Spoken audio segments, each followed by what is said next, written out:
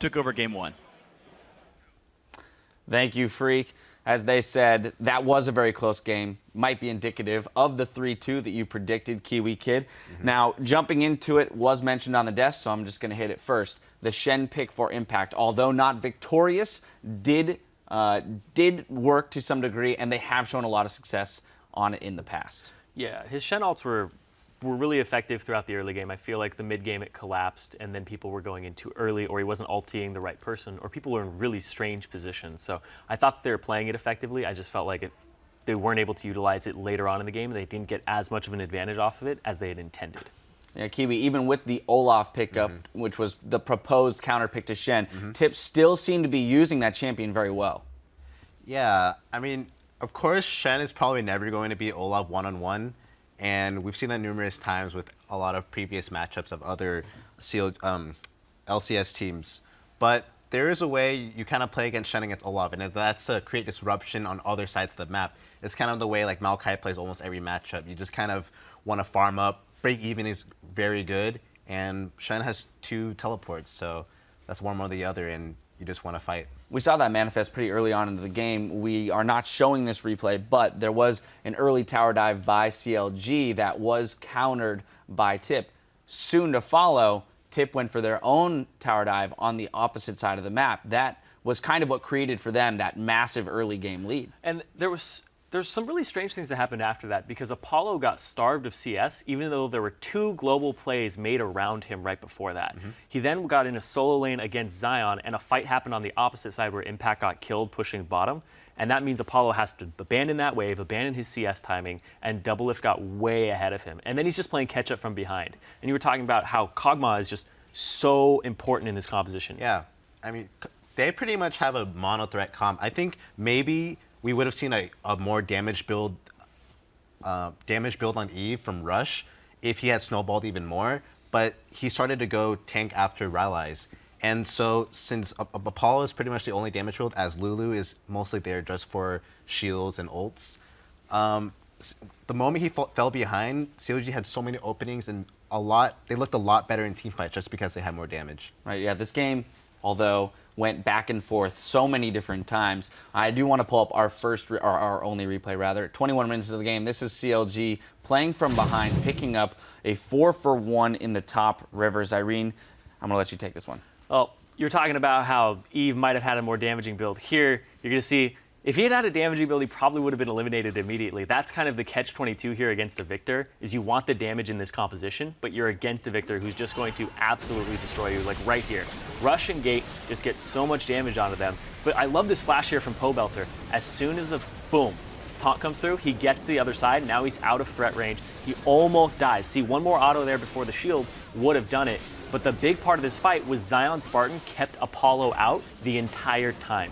And then Apollo doesn't have effective uptime. He wastes his W duration, and now he's basically a 500 range Kog'Maw having to run around. In this play right here, just beautiful. Kiwikid. Man, I love Afro. he flashed W and queued for that Flash play. W, skill shot play.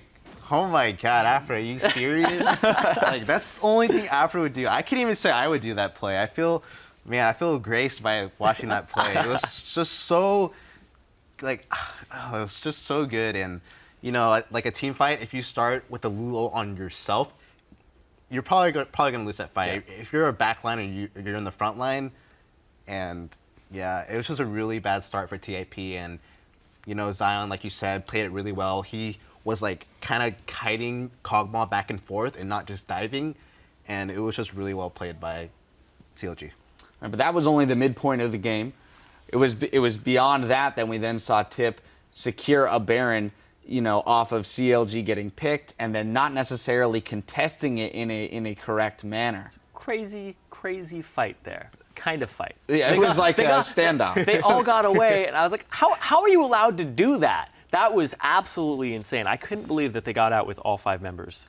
Yeah. Right, but then you follow that, This is just to illustrate the back and forth of the game. Yeah. You follow that with the over-aggressive dive by Tip in the bot lane, having had the Baron. Apollo, seeing the teleport come in, just taking turret shots as Zion arrives to the fight. That's where I feel like the game really turned around because they had the Baron, they had gotten in with everybody up, they were going to split push, and then they decide, oh, let's go for an extremely aggressive play instead of sieging, and this is what bit TIP. Because the Kog'Maw, like, you have like 3 options there, and they are all way better than the one you chose. I didn't even think that was an option. Right, that shouldn't be on the list of options. You kill those last few minions, you make it so the turret's hitting minions instead of targeting whoever, and then maybe you can walk by. Right. Or you go up, or you go away, right? One of these choices is much better. All of them are much better than take turret shots, walk into their team, and die. Because there's just so much threat on you, and it's the Olaf TP. As soon as you see that TP, and he was not under the turret until he saw the TP coming, you just back off. I mean, to give benefit of the doubt to Apollo, maybe he just felt really cocky, or like he felt since he had Baron, he just, I guess, trusted his team. But, you know, it's a really perilous position, and actually, you can argue that the TIP dive wasn't that over-ambitious, because you essentially, if they had disengaged, they got Brahmo almost for free, or for Shen'el, but they also got a teleport, and that's what you want to do as Shen. You want to trade your globals, and now you have your teleport for free, so you can maybe force a 5v4, and you have Baron. It actually was going to work really well. Like I think the dive would have worked out. It's just the execution on it, and Apollo having to walk towards it was just absolutely bad. Apollo should have called that off instantly. Yeah. All right, well, ultimately, good plays and some not-so-good plays on both sides of the Rift this time around. We'll see if CLG can keep the momentum going in Game 2 against Team Impulse. Stay with us. Semifinal Saturday continues after this.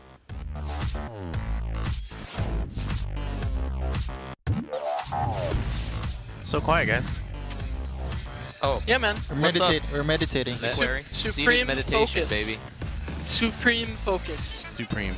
Big knockup from Adrian. The fight continues and double lift goes down. Rush kiting away from Zion. Spartan survives the encounter. Okay, going on Tristan. Oh, Echo.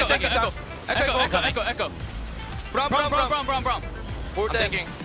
No, give me. Okay. Nice. I'm cutting back. I might go right. I'm gonna exhaust Kong. I lost the Kong. Right. I got Lulu. Yeah, go on this guy. Shen. Then I can reset. Apollo's in a bad spot. Oh, wow. Overextension Apollo. Way too far forward. Doing his Charlotte impression. Goes down to the bot tier 2 turret. There goes Flip. The shields come in. He goes down. But he gets hexed. And now Apollo's going to die for that one. A double kill. Counter Logic Gaming in the semifinals. Take game 1.